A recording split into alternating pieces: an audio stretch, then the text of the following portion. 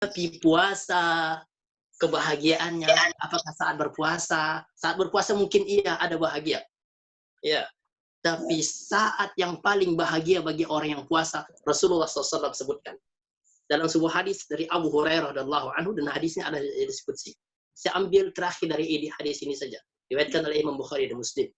Apa kata Rasulullah SAW? Lisa'im farhatani. Yafrahuhuma. Idza aftara fariha bi fitrihi wa idza laqiya rabbahu fariha bisaumihi. Ini luar biasa buat orang yang puasa. Ya. Jadi orang puasa tuh Bapak Ibu kebahagiaannya ketika saat menyelesaikan ibadah puasanya.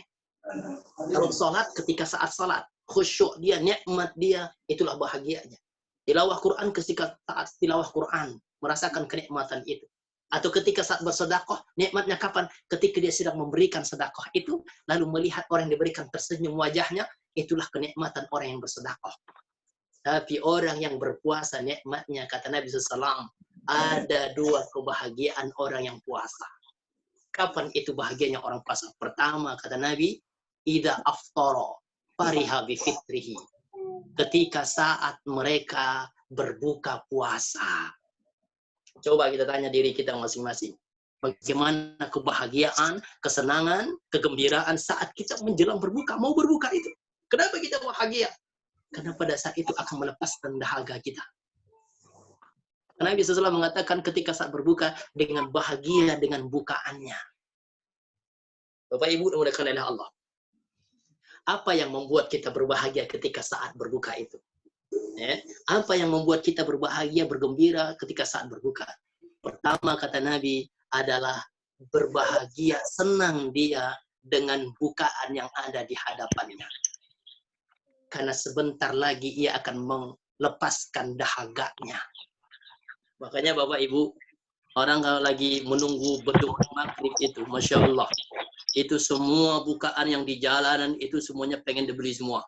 Ya, mulai dari es cendol, es campur, es doger, es buah, es kelapa muda, bini muda. Pokoknya yang lain, es yang lain. Ini luar biasa. Itu apa? Kebahagiaan itu. Kebahagiaan menunggu berbuka itu disiapkan semuanya. Walaupun itu semuanya tidak boleh. Itu hanya hawa nafsu saja. Nafsu dunia saja. Wah, padahal ketika saat berbuka dia hanya minum satu saja. Ketika setelah itu udah selesai udah. Karena yang paling saat itu ketika melepaskan dahaganya.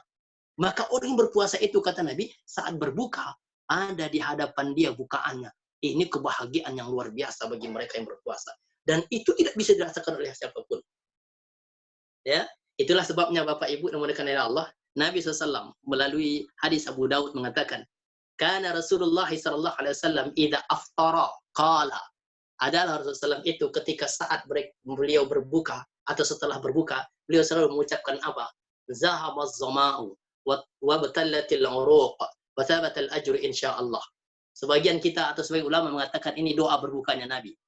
Tapi saya lebih cenderung Bapak Ibu, ini bukan doa berbuka. Tapi saya lebih cenderung ini adalah ungkapan kebahagiaan Rasulullah SAW ketika saat berbuka. Makanya Nabi ungkapkan. Ya, sahabat mengatakan ketika Nabi berbuka, Nabi selalu mengucapkan apa ucapan Nabi? Apa namanya? Zahabaz zama'u. Telah hilang rasa dahagaku kata Nabi. Saya tidak melihat ini sebuah doa. Karena tidak ada Allahumma dan sebagainya. Nabi hanya mengatakan zahabaz zama'u, telah hilang rasa dahagaku kata Nabi SAW. Wa batallatil uruq, tenggorokanku sudah basah kata Nabi SAW. Wa thabatil ajri insyaallah, dan pahala pun sudah ditetapkan oleh Allah insyaallah. Saya melihat ini adalah ungkapan bahagia Nabi ketika saat setelah berbuka. Itulah sebabnya sebagian ulama mengatakan doa berbuka itu macam-macam. Lihat kalau kita lihat beberapa pendapat para ulama tentang doa berbuka. Ada yang mengatakan Allahumma lakasumtu wa bika amantu.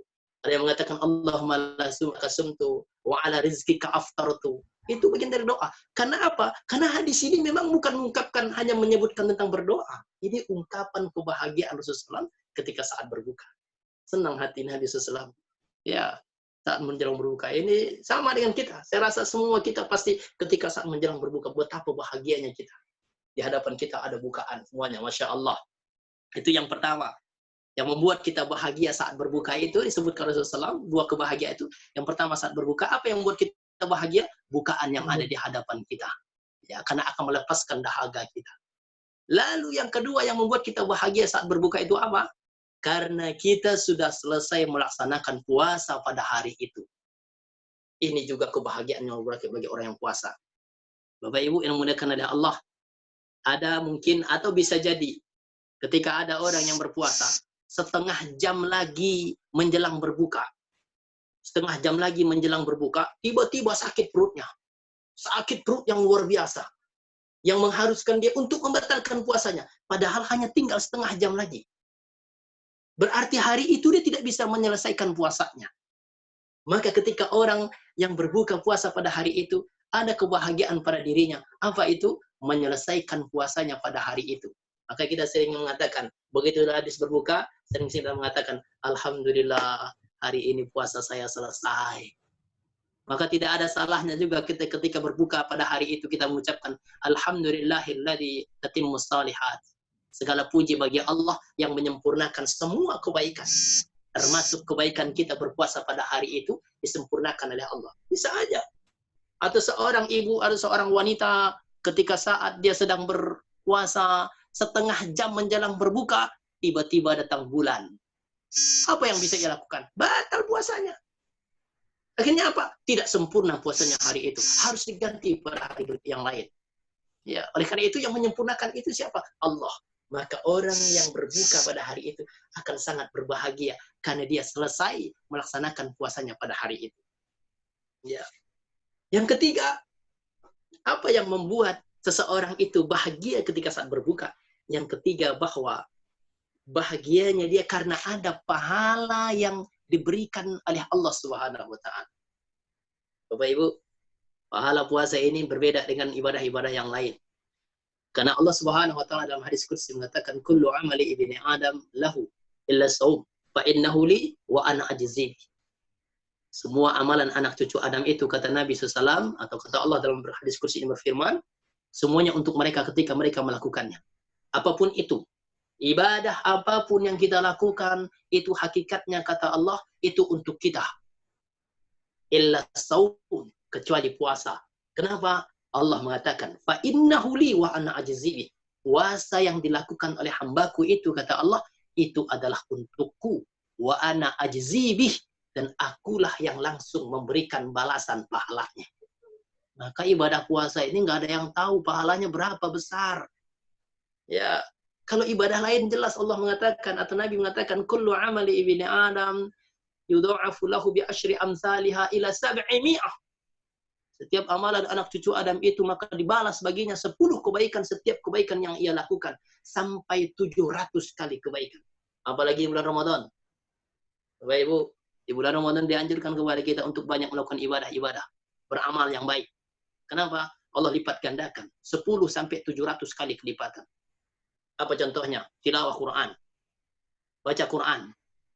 Saya yakin Bapak Ibu paling tidak hari ini tilawah Qurannya sudah juz yang ke-7 insya Allah. Insya Allah. Saya berhusnuzon semua kita minimal hari ini hari yang ke-7 dan harusnya sudah 7 juz Al-Quran. Bagi yang satu hari 1 juz. Minimal itu. Ya. Jangan sampai hanya baru 5 juz. Berarti kurang. Itu pun yang 5 juz itu juga juz melon, juz mangga, juz nanas, baru itu. Jangan. Ini juz Al-Quran. Harusnya sudah 7 juz kita baca Quran pada hari ini. Ya. Harusnya. Nah, Nabi SAW mengatakan, La aqulu alif lam min harfum. Ketika kita baca Quran, Bapak Ibu, Nabi mengatakan, aku tidak mengatakan alif lam mim itu satu huruf. Tapi aku mengatakan alif satu huruf, lam satu huruf, mim satu huruf. Kita baca alif lam mim saja 3 huruf. Satu huruf 10 kali kebaikan. Di hari biasa, di bulan Ramadan, bisa 700 kali kebaikan. Bayangkan alif lam mim 3 huruf kali 700, 2100 itu baru alif lam mim. Bagaimana yang kalau kita baca sehari itu 1 juz, berapa huruf yang kita baca? Makanya kalau mau hitung-hitungan, mau baca Quran, bawa kalkulator. Habis baca itu, kaliin. Kalau kita mau hitung-hitungan ibadah. Tapi memang Nabi SAW mengatakan, melipat gandakan oleh Allah Subhanahu wa taala di bulan Ramadan ini. Ya, lipat gandakan. Nah, oleh karena itu ibadah apapun yang dilakukan oleh hambaku itu kata Nabi SAW atau Allah maka semuanya sudah bisa dikalkulasikan berapa pahalanya. Kecuali puasa. Kenapa puasa tidak? Puasa Allah sandarkan kepada dirinya dan Allah mengatakan, aku yang langsung membalasnya. Nggak ada yang tahu berapa pahala puasa yang kita lakukan. Kita pun tidak tahu. Makanya ibadah puasa ini sangat siriah, Bapak Ibu. Ibadah yang sangat rahasia, ibadah puasa ini. Rahasia dalam melakukannya. Kenapa rahasia melakukannya? Tidak ada yang tahu kita puasa atau tidak. Kecuali hanya kita dengan Allah Subhanahu wa Ta'ala. Nggak ada yang tahu. Ya, apalagi sekarang kondisi lockdown ini. Semua kita di rumah. Siapa yang tahu kalau kita puasa atau tidak? Nggak ada yang tahu. Orang kita nggak keluar. Ya, kalau hari biasa masih mending. Habis makan dia lemas-lemas jalannya, lalu dia ngobrol sama orang, ketawa, kelihatan cabai di giginya. Ternyata nggak puasa. Tapi kalau sekarang siapa yang tahu? Kita hanya di rumah. Ya, aneh karena itu ini mengajarkan kita untuk ikhlas juga puasa ini. Ya, ini sangat rahasia. Nggak ada yang tahu. Walaupun serahasia-rahasianya puasa, memang masih bisa diberitahu orang lain kalau kita lagi puasa. Ya, saya juga khawatir juga nih penyakit ria ini luar biasa. Orang puasa aja masih bisa ngasih tahu orang lain kalau dia lagi puasa. Apa contohnya? Ketika dikirim fotonya di medsos, ada makanan, tangannya begini ke makanan itu. Oh, lagi nggak makan, berarti lagi puasa dia. Di-share kemana-mana. Oh, dia lagi puasa. Nah, ini hati-hati nih, hati-hati dengan ria ibadah. Ya, kalau puasa memang sangat rahasia. Kalau memang rahasia, udah kita aja yang tahu dengan Allah. Jangan sampai orang lain yang tahu. Ini Senin Kamis mentang-mentang sering puasa, pada hari Seninnya begitu lemes jalannya orang nanya, Pak Haji, ini lemes banget jalannya nih. Iya nih, saya kalau Senin kalau ke puasa kayaknya badan gatal semua. Sombong amat tuh Pak Haji. Ya, itu namanya ria. Ya, ria namanya. Bapak Ibu yang mulia kepada Allah. Oleh karena itu, nah maka pahalanya pun puasa ini sangat rahasia. Allah lah yang tahu berapa besar pahala yang Allah berikan buat orang yang puasa. Makanya ketika hadis Bapak Ibu, ada hadis Nabi SAW mengatakan ketika mau berbicara tentang orang yang bangkrut di yaumil akhir. Hadis muflis itu.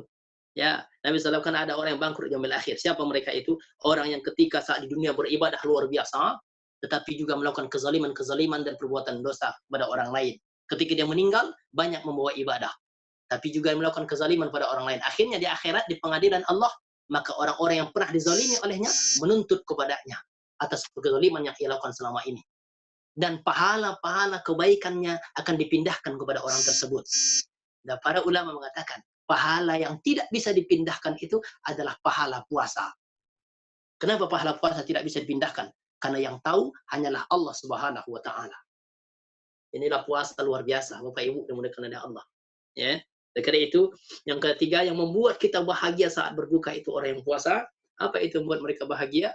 Adalah adanya pahala yang Allah berikan kepada mereka yang berpuasa. Yang keempat, ya dari poin yang pertama ini, bahwa orang puasa itu bahagianya saat berbuka. Poin yang keempat, apa yang membuat mereka bahagia itu? Poin yang keempat, bahagia karena pada saat menjelang berbuka itu ada doa atau doa kita sangat diijabah oleh Allah Subhanahu wa Ta'ala. Ya. Ini juga kebahagiaan buat orang yang puasa, Bapak Ibu. Karena Rasulullah SAW mengatakan, ya, dalam hadis riwayatkan Ibnu Majah, apa kata Rasulullah SAW? Lisaim, bagi orang yang puasa, kata Nabi, inda fitrihi da'watun la turad. Bagi orang puasa itu, ketika saat mereka berpuasa, ya, saat berbuka, inda fitrihi, ketika saat mereka berbuka, maka doa mereka tidak ditolak oleh Allah. Atau dalam hadis lain, ketika Nabi SAW mengatakan, salah satu da'wat la turaddu. Ada 3 doa yang tidak ditolak oleh Allah. Salah satunya apa? As-saim hatta yuftir. Orang yang puasa sampai dia berbuka.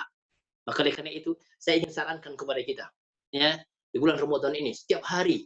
Sekarang ini luar biasa Bapak Ibu. Kita semuanya di rumah. Ya, kalau dulu kan waktu kita kerjakan pulangnya bisa berbukanya di jalan. Ya, berbukanya di jalan. Sehingga nggak bisa buka bersama di rumah. Bersama keluarga, anak istri. Sekarang kan kita di rumah semua. Dan ini bisa kita terapkan berdoa sebelum berbuka. Tapi bukan doa berbuka. Ya, doa apa saja yang kita minta menjelang berbuka. 5 menit atau 10 menit menjelang berbuka. Selama ini kan kita jarang di rumah. Kecuali Sabtu Ahad barangkali. Itu pun kalau nggak ada acara. Saya tahun ini, Masya Allah, istri saya sampai mengatakan, Alhamdulillah ya, dia kan istri saya kan manggil udah, Alhamdulillah udah, ini puasa, jadi udah di rumah terus, bukanya bareng. Begitu kata dia.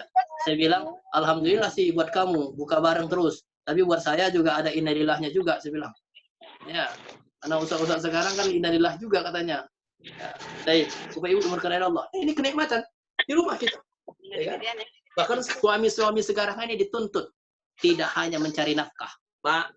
Ya, buat ibu bilang sama suaminya, buat bapak hati-hati. Hari ini suami tidak hanya dituntut mencari nafkah, tapi juga harus bisa mengimami salat di rumahnya berjamaah bersama istri dan anaknya, suaminya.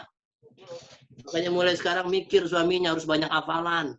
Kalau tarawih 11 rakaat, surat apa aja yang mau saya baca ya?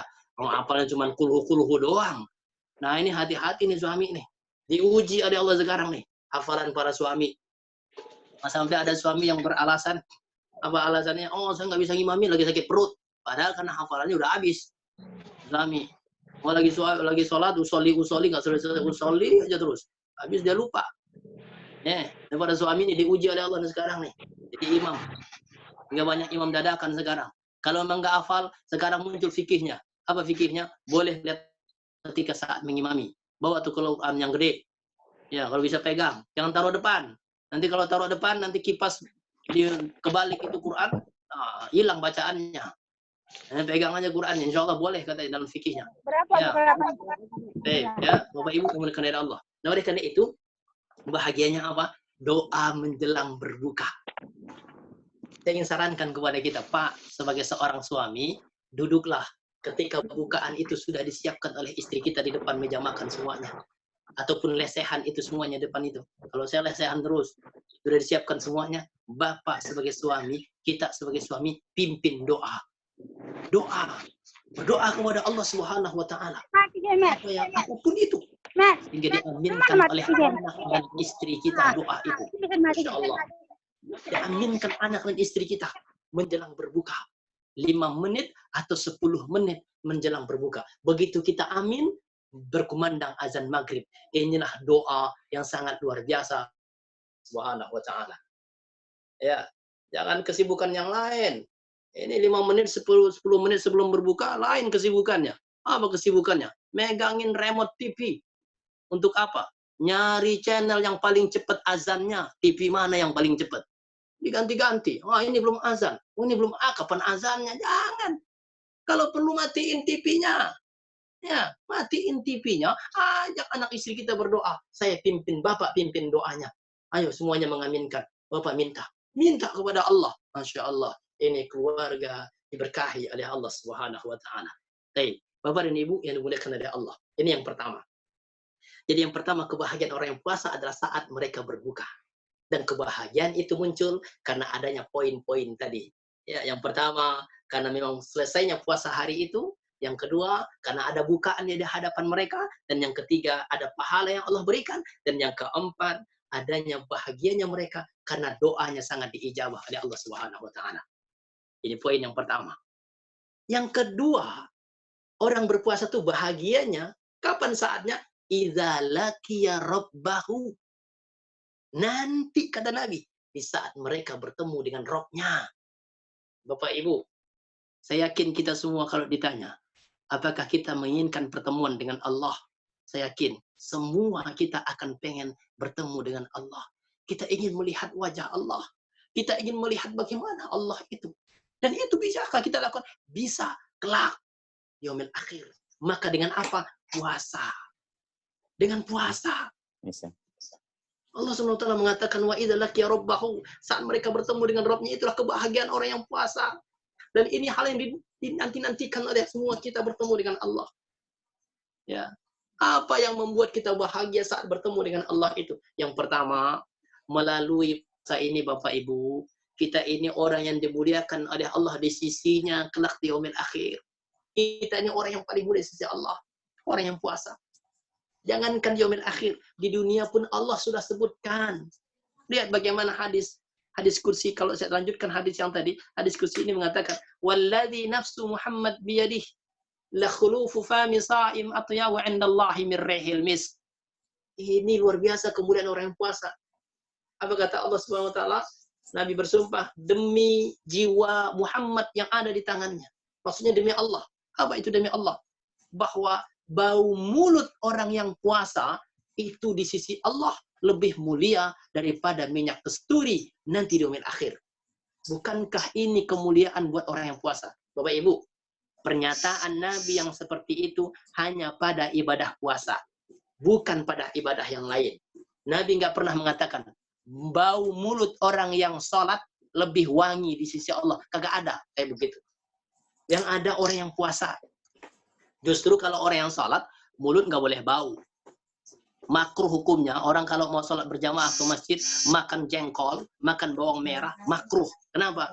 Gangguin orang ketika sholat. Nggak boleh. Kalau sholat nggak boleh bau mulut. Tapi kalau puasa, Allah disebutkan. Ya, orang puasa itu lebih wangi daripada minyak kasturi bau mulutnya.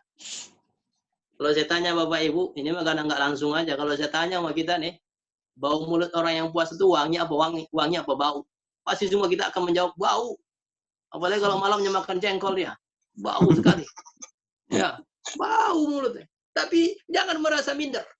Ya, walaupun bau, jangan merasa minder. Kenapa? Di sisi Allah lebih mulia.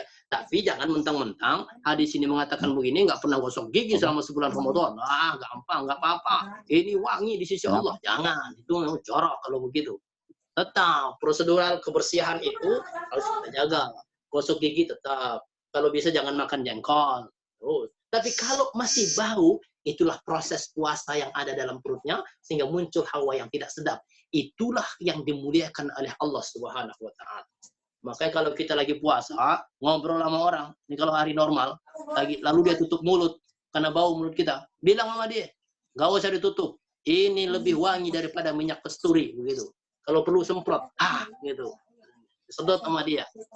Pusing-pusing dia. Ya, Bapak Ibu dimulakan oleh Allah. Ini tanda kemuliaan buat orang yang puasa. Ya. Mana ada ibadah yang lain yang disebutkan seperti itu? Ada ibadah puasa yang disebutkan seperti itu. Itu yang pertama. Yang kedua, kebahagiaan mereka bertemu dengan Allah itu apa kebahagiaannya? Bahagia karena mereka bisa melihat Allah. Bapak Ibu, kalau ingin melihat Allah, maka berpuasalah dengan benar. Insya Allah itulah yang akan mengantarkan kita untuk melihat Allah. Apa kata Nabi SAW? Innakum satarawna rabbakum kama tarawna hadzal qamar. Nabi pernah mengatakan kepada para sahabat ketika Nabi melihat para sahabat melihat bulan, lalu Nabi mengatakan, sesungguhnya kalian, kata Nabi, kelak di yaumil akhir akan melihat Rabb kalian sebagaimana kalian melihat bulan itu. Ya, begitu jelasnya kata Nabi, seperti itulah kalian akan melihat Rabb kalian. Dalam surah Al-Qiyamah, apa kata Allah Subhanahu wa taala? Wujuhu yawma idzin nadirah. Wajah mereka pada hari itu berseri-seri, kata Allah Subhanahu wa taala. Wajah mereka berseri-seri pada hari itu. Lalu ila rabbiha nadhirah. Lalu mereka melihat Rabb mereka. Jadi wajah mereka tuh berseri, kata Allah, karena mereka melihat Rabb mereka pada saat itu. Masya Allah. Ketika kita saat melihat bagaimana wajah Allah Subhanahu wa taala, saya yakin inilah kenikmatan kita yang luar biasa. Hari ini kita menginginkan bertemu dengan Allah. Kita saya ingin melihat Allah Subhanahu wa taala. Maka dengan puasa lah salah satu wasilahnya untuk kita melihat Allah Subhanahu wa taala. Yang ketiga, yang membuat orang berbahagia itu berpuasa ketika bertemu dengan Allah, apa? Bahagia karena dijauhkan dari nerakanya Allah Subhanahu wa taala. Bapak Ibu dimulakan oleh Allah. Sebagaimana Rasulullah bersabda, "Ma min 'abdin yasumu shauman fi sabilillah." Tidaklah seorang hamba ketika dia berpuasa di jalan Allah Subhanahu wa taala illa ba'adallahu, kecuali Allah akan menjauhkan wajahnya dari api neraka. Sab'ina kharifan. Sejauh 70.000 perjalanan. Begitulah jauhnya Allah jauhkan wajahnya dari api neraka. Artinya apa? Allah akan lindungi ia dari nerakanya Allah. Ya, as-saumu junnah. Ya, yastajinnul bihi 'abdu yaumal qiyamah minan nar. Puasa itu adalah perisai, penghalang, benteng. Penghalang apa? Yang akan menghalangi dia dari nerakanya Allah Subhanahu wa taala. Itulah puasa. Jadi puasa ini akan menjauhkan kita dari neraka. Nah, kalau sudah jauh dari neraka, maka yang keempat, yang terakhir, bahagianya mereka karena Allah akan masukkan mereka ke dalam surganya Allah Subhanahu wa taala. Ini kenikmatan yang luar biasa. Sampai-sampai Rasulullah mengatakan, "Inna fil jannati baban yuqalu lahu ar-rayyan." Sesungguhnya surga itu memiliki pintu-pintu, kata Nabi SAW. Dan salah satu pintu itu disebut dengan pintu ar-rayyan. Apa tuh pintu ar-rayyan? Yadkhulu minhu as-sha'imun yaumal qiyamah. Dari pintu itu akan masuk orang-orang yang berpuasa pada hari kiamat. La yadkhulu ma'ahum ahadun ghairuhum. Tidak ada yang masuk dari pintu itu satupun kecuali mereka hanya yang berpuasa saja. Yuqalu aina sha'imun? Pintu itu akan mengatakan, mana orang-orang yang berpuasa? Kata pintu surga itu, Rayyan itu. Mana orang-orang yang berpuasa? Yaqumun. Maka orang-orang yang berpuasa ketika itu maka berdirilah mereka. Lalu mereka masuk ke dalam surga melalui pintu itu. Fa idza dakhala akhiruhum. Kalau sudah masuk yang terakhir mereka, yang orang-orang terakhir sudah masuk dari mereka, maka ketika itu aghliq, maka tertutuplah pintu itu. Falam yadkhulu minha, maka tidak ada yang bisa masuk darinya kecuali orang-orang yang berpuasa. Inilah kenikmatan orang yang puasa. Ada satu pintu khusus surga buat mereka, yaitu pintu ar-rayyan. Makanya Bapak Ibu yang dimuliakan oleh Allah. Oleh karena itu seharusnya bagaimana kita bisa mewujudkan kebahagiaan ini dalam diri kita. Bahkan dikatakan kebahagiaan ini adalah kebahagiaan dunia dan akhirat. Kebahagiaan dunianya adalah ketika saat berbuka itu ada bukaan di hadapan kita dengan kebahagiaan yang tadi, dan kebahagiaan akhirat adalah ketika saat kita bertemu dengan Allah. Kita dimasukkan ke dalam surganya Allah, kita dijauhkan dari nerakanya Allah, dan kita bertemu dengan Allah Subhanahu wa taala, dan Allah muliakan kita di sisinya. Inilah kebahagiaan orang yang berpuasa. Tetapi ingat Bapak Ibu yang dimuliakan oleh Allah, kebahagiaan ini hanya bisa dicapai oleh mereka yang puasanya dengan benar. Ya, hanya puasanya yang benar. Kalau puasa hanya sekedar menahan lapar dan dahaga saja, Allahu a'lam bishawab. Karena puasa itu bukan hanya menahan lapar dan dahaga saja, tetapi bagaimana kita menahan segalanya.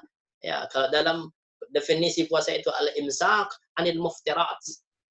Menahan diri dari segala yang membatalkan puasa. Membatalkan puasa itu ada dua. Batal secara zahir, batal secara nilai. Nah, ini harus kita jaga. Batal secara zahir, maka harus saya yakin kita mampu menjaganya. Makan minum dengan sengaja, berhubungan suami istri di siang hari dengan sengaja. Ya, itu kalau sengaja. Makan minum kalau nggak sengaja, nggak batal. Nggak apa-apa. Ya. Hari pertama dia puasa, karena lupa kalau lagi puasa, makan sekenyang-kenyangnya pada siang hari. Minum jus. Oh, udah kenyang. Gitu. Baru ingat. Oh, saya lagi puasa. Astagfirullah, nggak apa-apa. Lanjutin. Itu bonus. Kalau bisa besok lupa lagi, alhamdulillah. Ya. Tiap hari puasa, lupa terus siangnya, makan terus. Alhamdulillah. Tapi kalau lupa beneran, jangan dilupa-lupain. Ya, dengan sengaja batal. Atau berhubungan sama istri siang hari kalau batal. Atau muntah dengan sengaja. Atau membatalkan puasa secara zahir. Harus kita jaga. Dan yang kedua, batal secara nilai. Ini pun harus kita jaga. Melalui apa? Ucapan, pandangan, pendengaran. Ucapan, pandangan, pendengaran.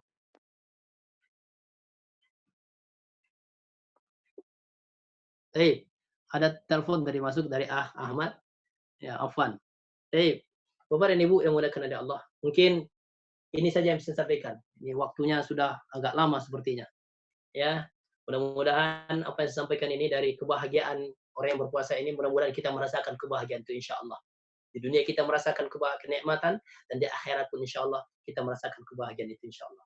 Amin ya rabbal alamin. Bapak Ibu yang dimuliakan oleh Allah dan saudara pembawa acara Diansa, mudah-mudahan apa yang saya sampaikan ini memberikan motivasi buat kita semuanya, bagaimana kita memperbaiki kualitas puasa kita sehingga kita mendapatkan kebahagiaan itu insya Allah dalam kehidupan kita dunia akhirat insya Allah. Amin ya rabbal alamin. Baik, ini saja yang bisa sampaikan, mudah-mudahan ada manfaatnya. Lebih kurang saya mohon maaf. Subhanakallahumma wa bihamdika asyhadu an la ilaha illa anta astaghfiruka wa atubu ilaik. Assalamualaikum warahmatullahi wabarakatuh. Waalaikumsalam warahmatullahi wabarakatuh. Karena ini waktunya juga udah jam 1 ya, mungkin rekan-rekan ada yang sudah harus kembali bekerja kembali. Mohon maaf sebelumnya, mungkin sesi tanya jawabnya kita pending dulu. Insya Allah di kajian selanjutnya, kalau memang ada waktu lebih, kita bisa mengadakan tanya jawab lagi. Kalau gitu kita tutup dengan doa penutup majelis. Subhanakallahumma wa bihamdika asyhadu an la ilaha illa anta astaghfiruka wa atubu ilaik. Terima kasih buat Ustadz dan seluruh saudara muslim dan muslimah. Semoga kita dipertemukan di lain kesempatan. Nanti undangannya bisa dikirim lagi. Terima kasih. Assalamualaikum warahmatullahi wabarakatuh. Waalaikumsalam warahmatullahi wabarakatuh. Syukron.